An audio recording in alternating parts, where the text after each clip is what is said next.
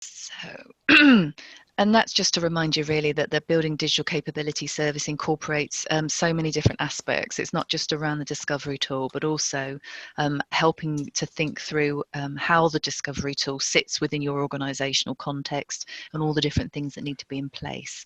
And of course, we have the website with all the advice and guidance that's sitting in there. So we will touch on all of these different aspects during the webinar today. But as we go along, please do put any questions in the text chat and we will make sure that we pick those up at the end of each section. If you are new to the service, please do feel free to ask any questions, and if you've been with us for a little while, equally so. So this is your opportunity really to ask anything that you need to know and use us as you can. So we're going to start off with Alicia, who's going to just share some of the news and updates around the digital wellbeing work. So I'll hand over to Alicia. Thanks, Lisa.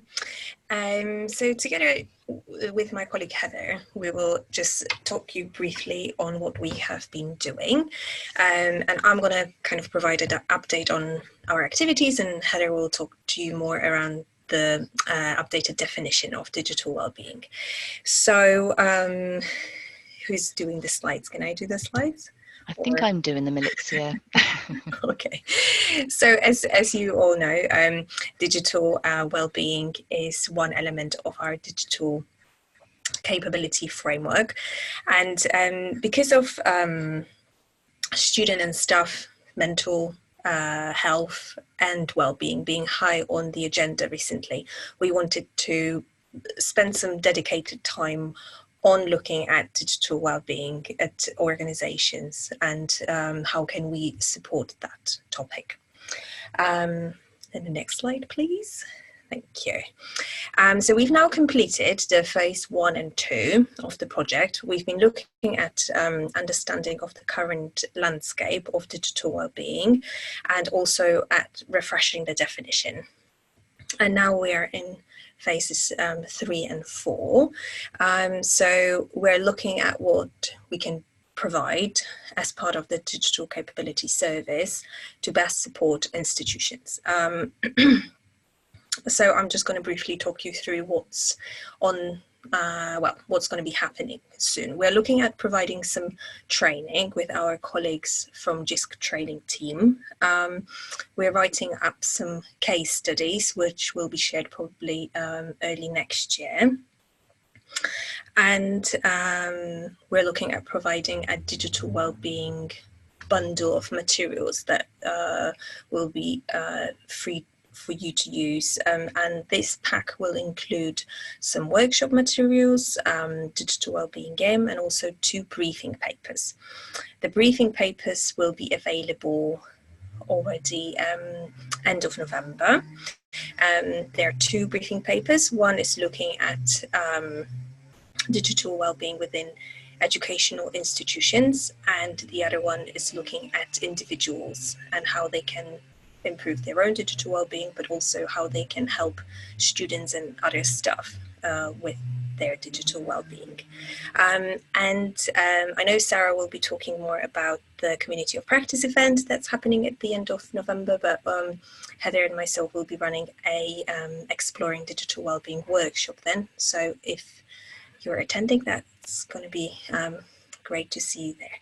So I'm going to hand over now to Heather to talk bit more about the new definition.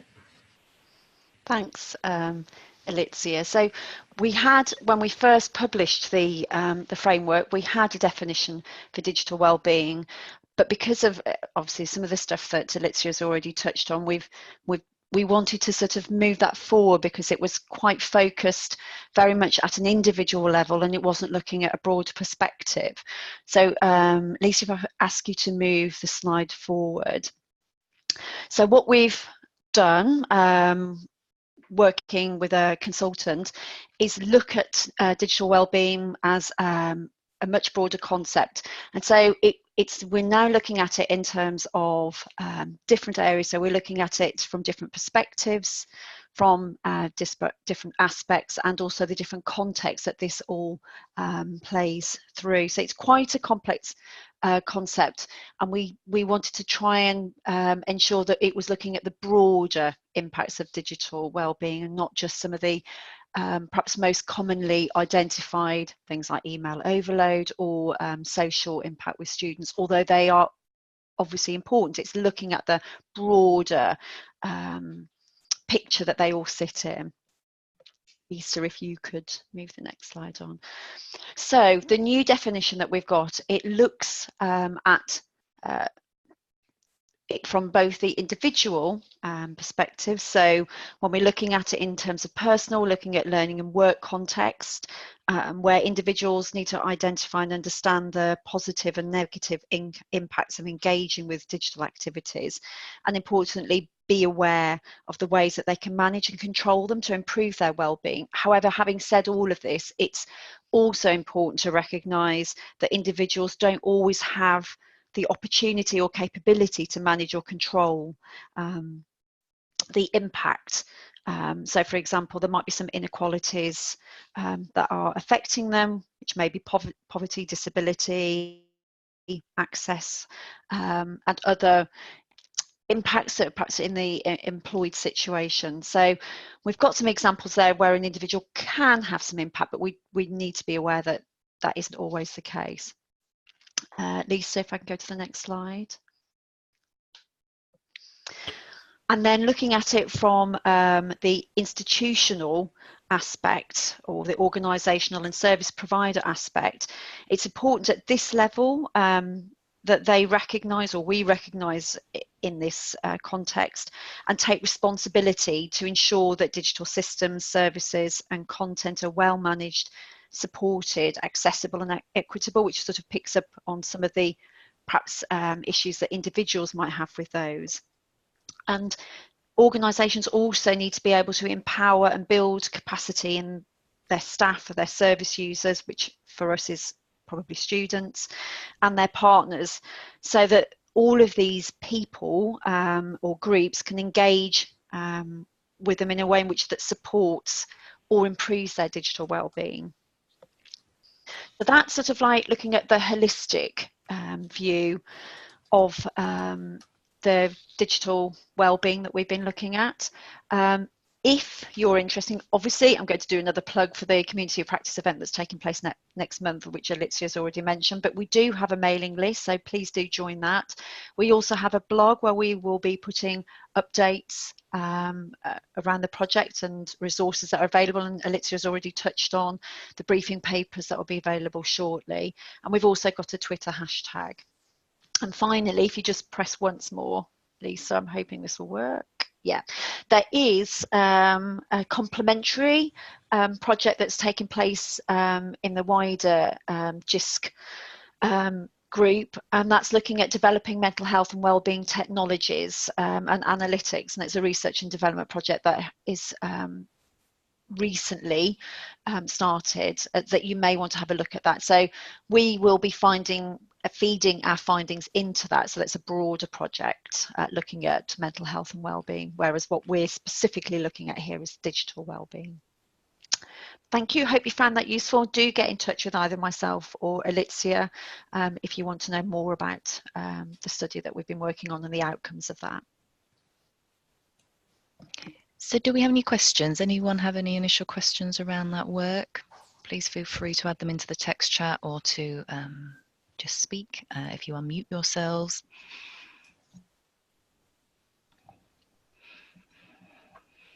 Okay, well, we can pick some up at the end of the session as well if you have any thoughts as we go through. But I'll just move on to share some news and updates around organisational approaches to digital capability.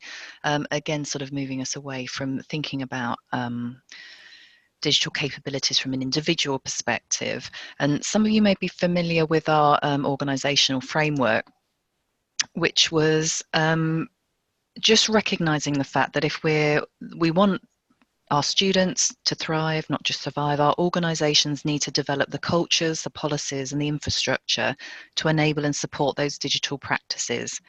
And so this model was developed back in 2017 as a complementary model to our individual framework and the 6 elements within that. And it identified 4 core activities across the organisation, and they included learning, teaching and assessment, research and innovation, communication, content and information, with ICT infrastructure sort of underpinning that and encompassed by digital culture.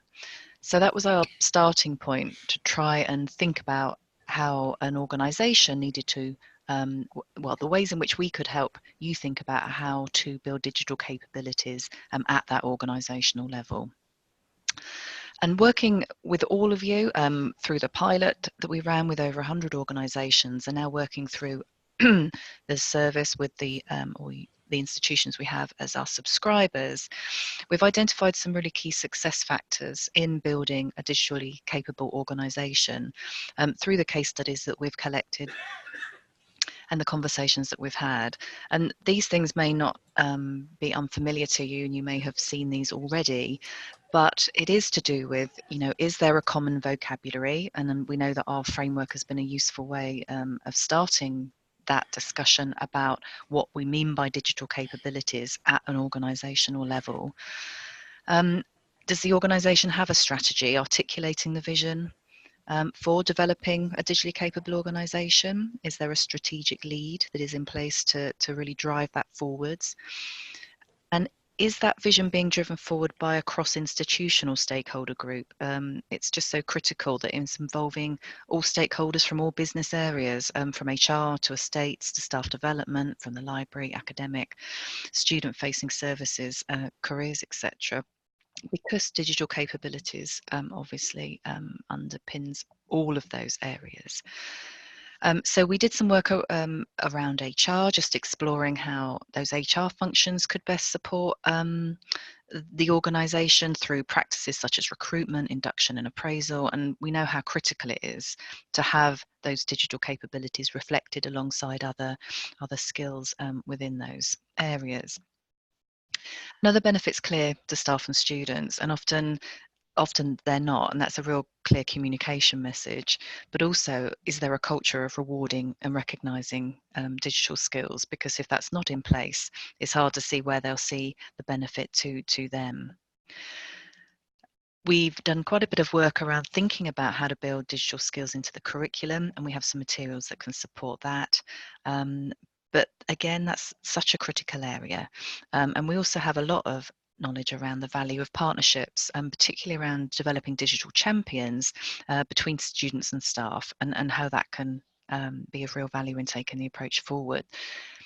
So we knew that some common themes were coming through, but we really wanted to try and capture those in a way that provided an actionable tool for organisations to take and use, and maybe use as a way of self-assessing in an organisational context how mature the organisation was in that journey.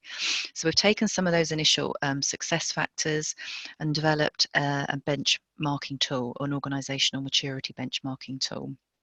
And it's based on an approach where we've identified indicators of practice against good practice principles for different levels of maturity, to try and give some really concrete examples of what good might look like at different stages. And it's been developed primarily for the service, so for subscribers, for yourselves, to use within your context. And we're now in a position of having a fairly final version to share with you that we would really welcome some conversations around to see how well it's meeting your needs. So the first step was to develop those good practice principles for each of the 6 organisational areas. And there are 11 principles in total. And then we developed 3 levels of maturity. So they're now named as emerging, established and enhanced. And at each of those, you have some indicators of what good practice or policy or process might look like at those different levels of maturity. And they've been drawn from a whole range of sources, from the UCISA Digital Capability Survey reports, from the case studies we've captured, as well as the discussions that we've been having through you and through our previous Community of Practice event, which we ran down in UCL. And we ran a session around getting some engagement around these indicators. So it's probably important to note that we're not suggesting that all organisations should be aiming to achieve the enhanced level. It is down to any organisation to decide where you aim to be, and that might be different in relation to those good practice principles. Some of the indicators are progressive, so they might start out in a small way at emerging and then expand in terms of practice across the whole organisation. Some are evolving so that the practice changes, for example, from say teacher-led to learner-led, and some are shown just as a specific indicator of a particular level of maturity. So they work in different ways, and they're also just examples. So it's not intended as a, they're not exclusive. There may well be other examples that you have within your context that you can bring into this too. So just for example here, we have a principle around the organisation embraces digital technologies as a key tenet of business success, and that might include some of the indicators I've mentioned around the development of a digital strategy, the importance of a cross-institutional stakeholder group, the importance of partnerships between staff and students around this area. And so these indicators can contribute overall to that development of a culture that enables digital practice. And I've also just picked out a couple of examples from the learning and teaching and assessment area. So one of the good practice principles is around ensuring digital approaches are being used to help prepare learners for future success. And you can see some of the indicators in here, which include, digital capabilities viewed as important learner outcomes, inclusion of digital practices within the curriculum, use of subject relevant digital tools as part of courses. But there are other related indicators that thread throughout the whole model, such as consideration of threshold standards for staff and student capability, and the use of, for example, our role profiles in helping to define digital capabilities for different roles. So I hope that's making sense as a model. We've also included some templates at the end of it that hopefully will help you use the model in a practical way. This is just one of them. It's a radar diagram so that you can plot against each of those 6 areas where you are in terms of your practice as an overall visual summary of where your organisation might be. And that can be really nice as a way of then exploring where you want to progress. And some of you might see some similarities with the visualisation here to the summary visualisation that we get through the discovery tool and the individual reports.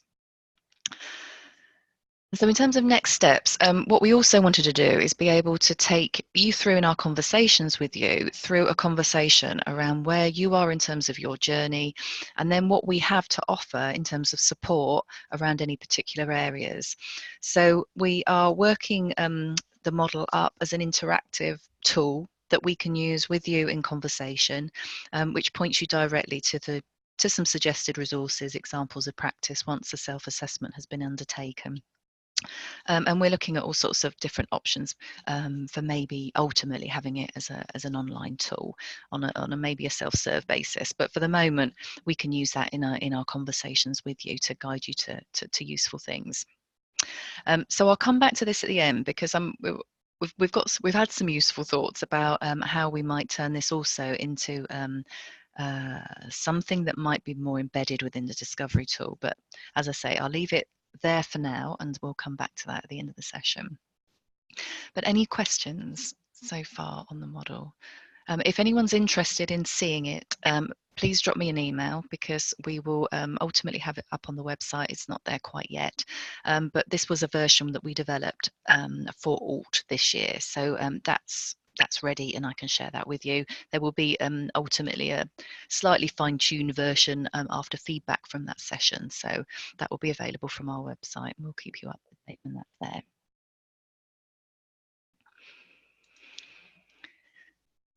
Okay, so if we don't have any questions right now, I just wanted to also share just a reminder of some of the sources of guidance that we have.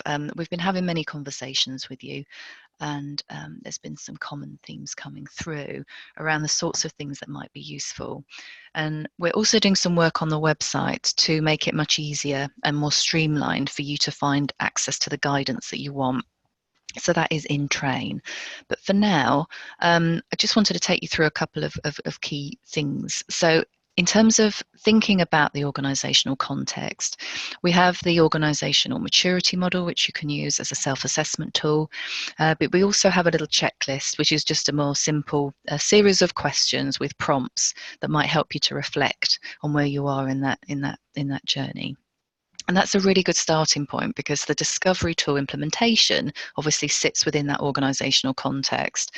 And some of the things that you can put in place at that higher level mean that success is more, it's a more seamless process when staff and students then start to use the tool.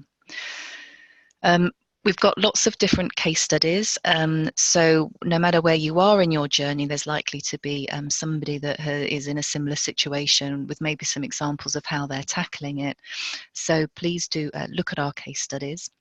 We'll share the links and the slides so that you can access all of these links directly. And we also have the support webinars that I've mentioned already. So this is our fourth. We had one around implementation approaches. We've also had one looking at the data visualizations and the process for adding resources.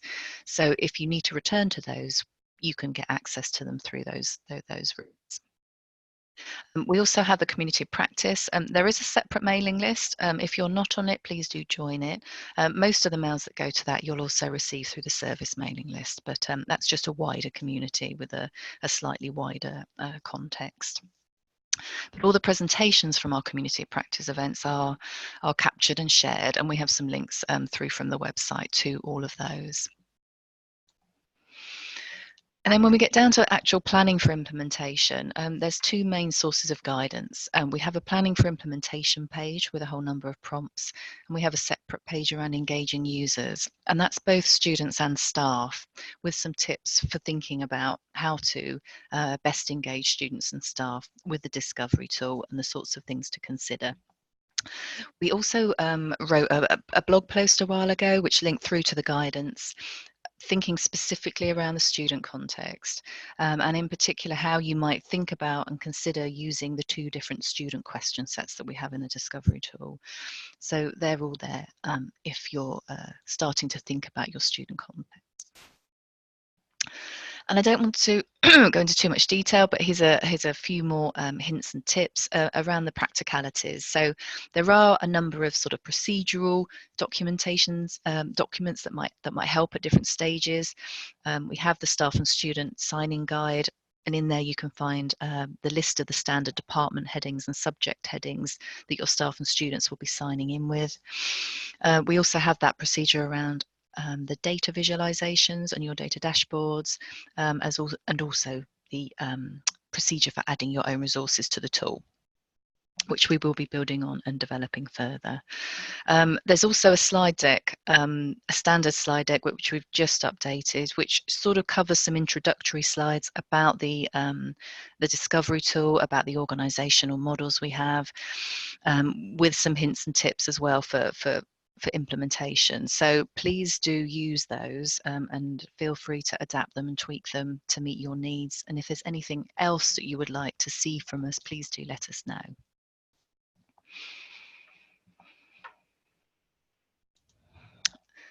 So I mentioned that we have a range of guidance around implementation in there, and this was just a quick summary. So some of the high-level guidance around implementation is talking about some of the things that I've already mentioned around the importance of that leadership, driving the agenda, around the thinking about the benefits and developing communications around those benefits, thinking about what's going to work in your context around timings, and how that recognition of development is going to be in place.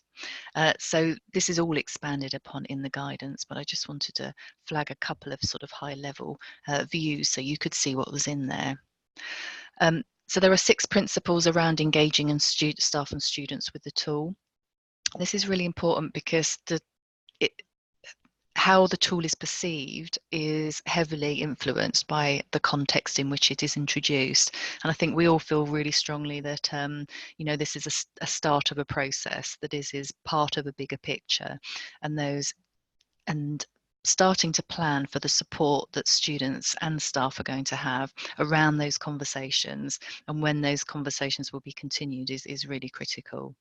So there's just some prompts in there really just to emphasize that and make hopefully some useful suggestions around how that can be tackled. And I mentioned students in particular, and we're starting to get a lot more questions and discussion around engaging students with the process, and I think that support that students need is even more critical than, say, the staff angle. So we've got some ideas in there around how you might want to work with students, how to make sure they get that support and that conversation, how that conversation is facilitated around their reports, and the sorts of touch points that you might want to consider thinking about for where those conversations continue going forwards.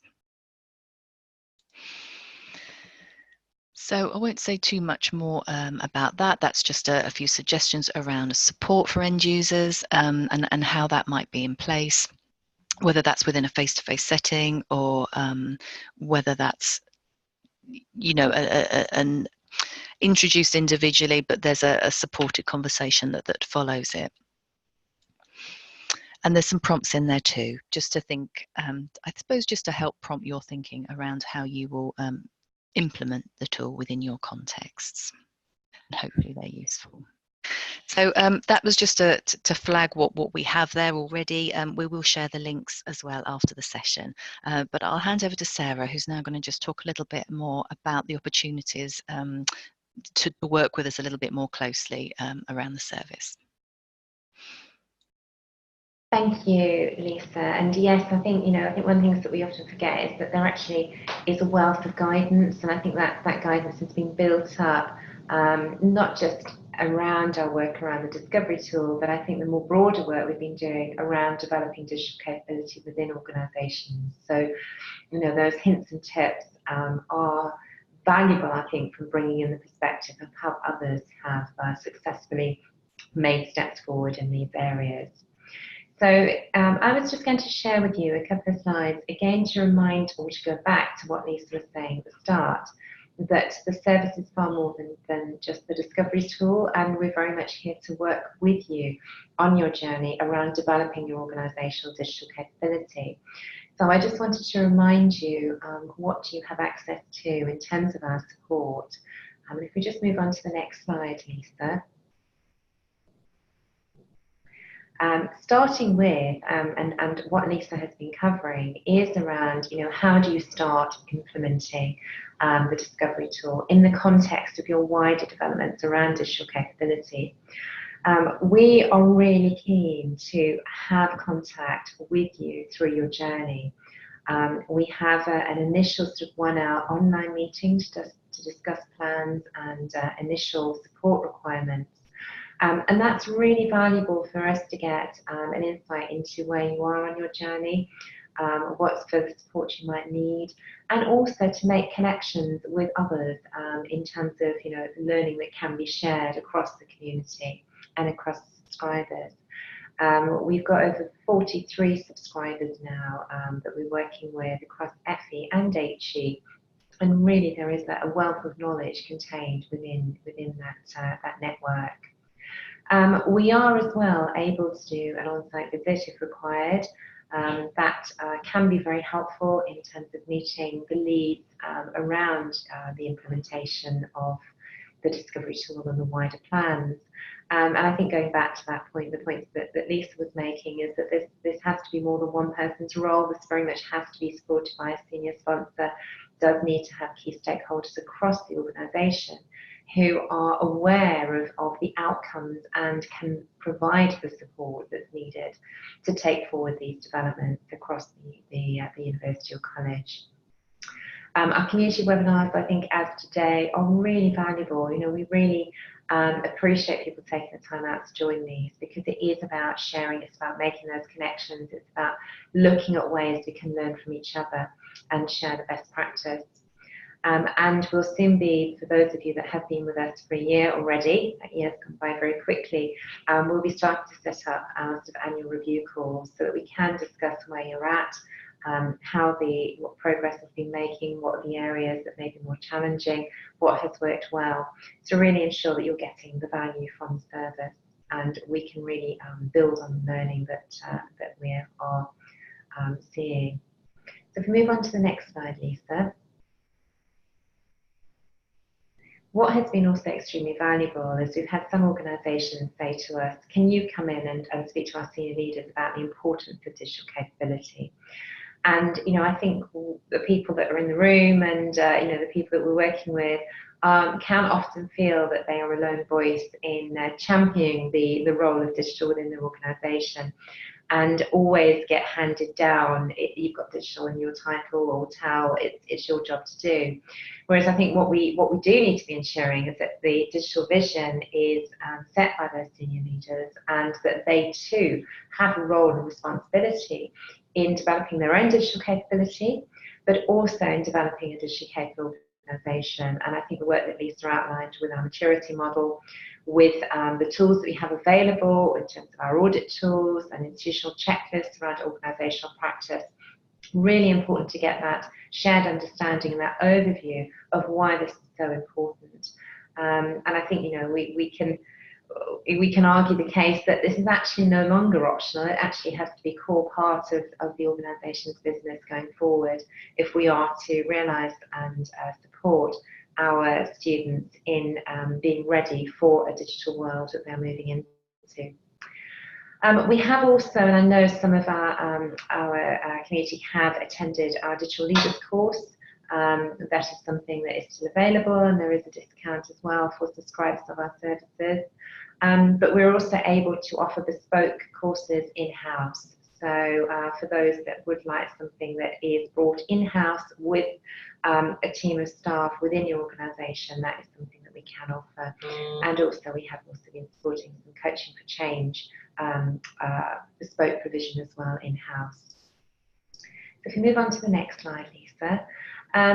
Lisa mentioned the importance of, well, I think it's almost the end goal, is when we start seeing opportunities for digital capabilities embedded within the curriculum. And in order to be able to do so, we need confident staff, we need students that are aware of the importance of why they need those digital skills in the context of their course, in the context of the authentic activities that they are doing. And we need to have that seamlessly integrated into curriculum design. So we have got materials that we've got available, and they're available to you. They are on the pages in the logged-in version of the subscriber site, where you can actually access these resources yourselves. I think we're talking about doing a webinar around these materials so that we can actually talk through some of the ways in which those materials can be used. But they've been used very effectively on our Designing Digital Capabilities course, and they've also been used very effectively as workshop activities that members of the team have been running. So in terms of hooks in, of engaging staff and making it relevant to their curriculum area, these resources, I think, are quite a valuable way of, again, putting digital capabilities into the context of learning and teaching. I think we're going to be seeing some really interesting findings coming out from our Digital Experience Insights Teaching Survey, which is launching on the 5th of November, which very much point to the importance of professional development for digital capabilities and digital skills of staff. So I think we've got some, really valuable resources here that can address some of those challenges. And finally, to say, as you've heard throughout the webinar today, we are delighted to be coming up to Scotland on the 27th of November We've been working in partnership with the University of Edinburgh in the planning and preparation of this event, and we've still got a few spaces left. We're very, very close, I think, to capacity. So if you are interested in booking, please register as soon as you can. Space, I think, will start to become an issue. Importantly, just a reminder as well that all the updates come through our community of practice mailing list. But there will be some excellent sessions there. Again, importantly, hearing how others are developing their digital capability vision. And delighted to have presentations from the University of Edinburgh there, but also our Petra Kucher sessions always offer insights into how others are taking this agenda forward. And of course, some workshop activities, including an excellent one from Heather and Alicia, going into more detail around our digital wellbeing work. So I'm going to hand over now to Heather, who is going to talk a little bit about our new development. Thanks, Sarah. Lisa, could you move on to the next slide? Thank you. So I just wanted to give you a little bit of update of what's happening in terms of the data visualizations. But before I do that, I just thought it might be interesting to have a look at where we are in terms of use of the Discovery tool. So from the launch of the Discovery tool service, we've had over 10,500 staff and students complete one or more of the question sets that are in the Discovery tool. If you can move on to the next one for me, please. And I thought it might be interesting to have a little breakdown of what that looks like in terms of staff and students that are using the Discovery tool. Now, although it's fairly even in use, what is interesting in terms of students, we've got 9 organisations, 9 subscribed organisations that have over 100 student users. But in terms of staff, it's 14 subscribers that have over 100 of their staff using the Discovery tool. And when I look at the stats, that's basically those organisations, those 14, they've got roughly similar numbers that are in terms of staff, so it's fairly equal across those organisations. But in students, there's one organisation that has used it a lot. There's a second quite large one, and then most of the other of the 9 that have had over 100 have got smaller use. So it does seem to be, once the Discovery tool is rolled out and actively engaged, there does seem to be bigger use by students, which is probably obvious, but it's just quite interesting to see that. And this time next year, who knows how much the student use may have overtaken the staff use. It'd be interesting to see. And the next thing I had a little look at, which I thought was quite interesting to see, is so what question sets have been used by our subscribers. Now, by far the biggest question set that has been used is the general overall digital capabilities question set. And then really the next sort of like large category is the student use, which again would be reflected by the high numbers of students that we've had.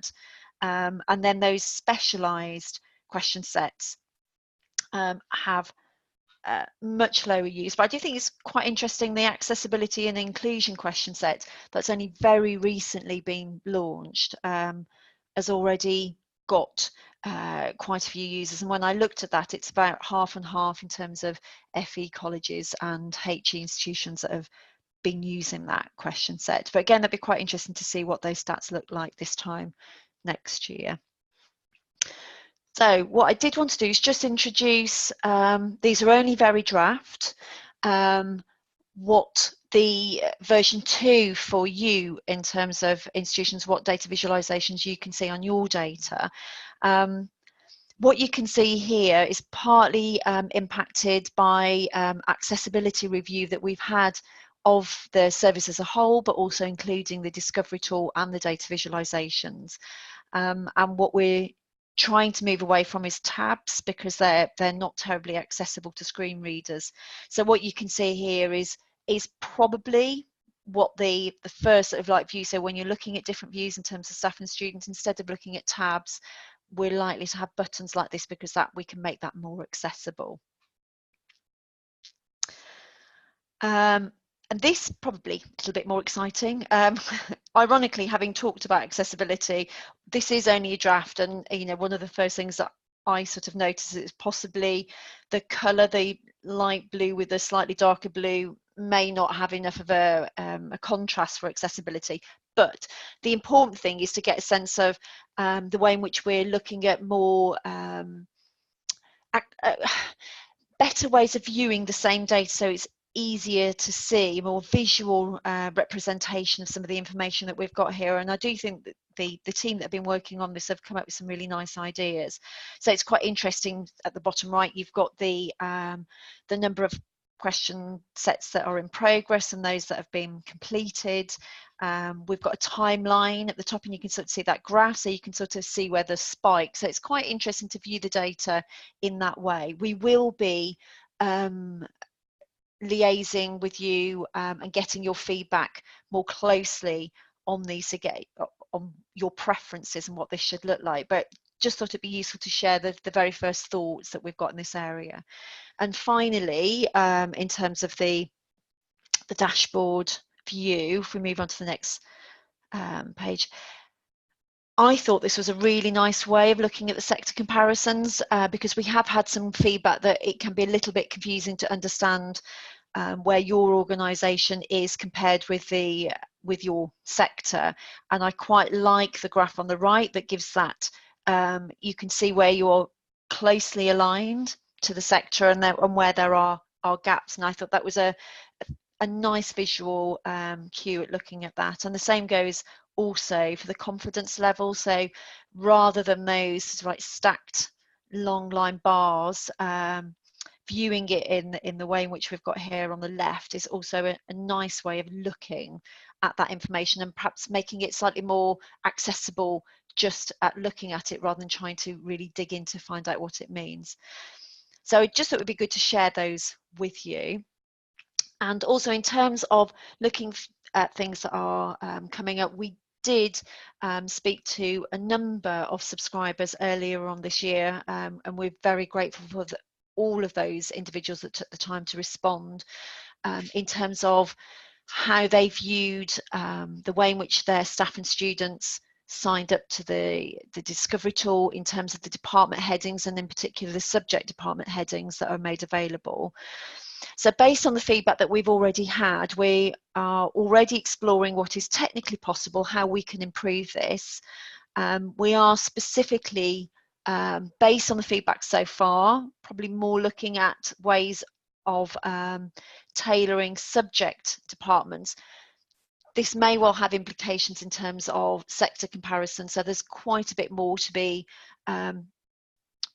unpicked in this area. We do need some more data, so what we will be doing is launching a hopefully quite short survey to get your feedback. So we plan to present some scenarios to you, say would you prefer it to look like this or have this, or in terms of preference would you prefer to have full tailored with perhaps a lack of certain information at this end, or is that information more important? So we will be sharing that with you, getting your feedback, and then that can help finalise the decisions on how that can look for all of our users, all of your staff and students, in terms of how they see those department headings, both when they sign in and also for you when you're looking at your data visualisations, how is that presented back to you? So yes, I just wanted to highlight that that was on its way. Okay, so thanks, Heather. Just before we finish, I just wanted to do a really quick poll, and I know we've not got huge numbers here, so we'll probably go out to the mailing list with a wider group to get a more extensive view. But one of the things we're also considering is where the content goes in the discovery tool, and we've had some requests around a number of areas, and have also, I think through the development of the organisational maturity model, just started to think about whether a quick set of questions around organisational maturity might be a useful addition to the tool, so that you get a sort of report which, you know, highlights at that organisational level where you are. So please do add your thoughts to that list. I've added it multiple choice, so you can select more than one, just so that we get a sense of where you think the priorities might be. I'll just give you one more moment. I think we seem to have a fairly clear steer from the attendees on the poll, and so definitely interest in the digital wellbeing area, which is interesting. So thank you. We will take that on and maybe expand that to the wider group as a whole. But if you do have any other requirements, so things that directions you feel that the tool or the wider service needs to be going in, whether in terms of sort of tool additions or additional advice and guidance or models, please do share those with us, either in the text chat right here or by email separately. And I've put a few ways that you can get in touch with us on the slide there. But we'll stop the presentations now and just really open up to any other questions. I can see that we've had one, Heather, around the data visualizations and when they might be available.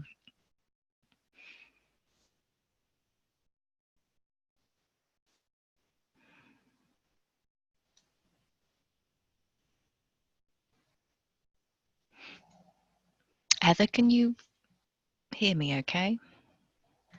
I can. It would help if I was unmuted. I was answering that very fully whilst muted. So yes, we're hoping to get the new version of the data dashboards for the new year at some point in the new year, earlier in the new year.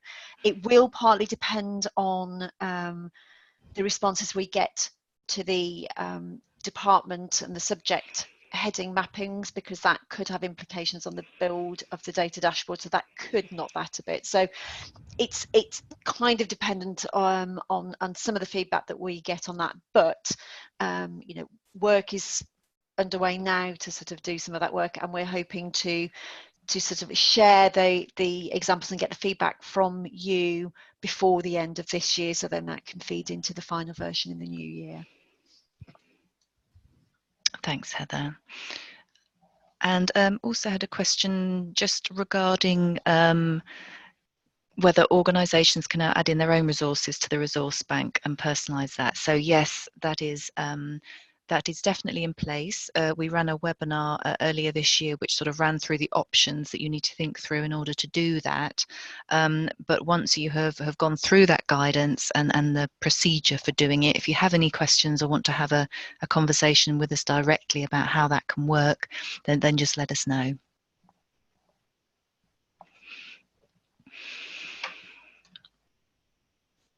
Any further questions before we draw to a close? And do feel free to turn off your mutes if you'd like to ask one directly.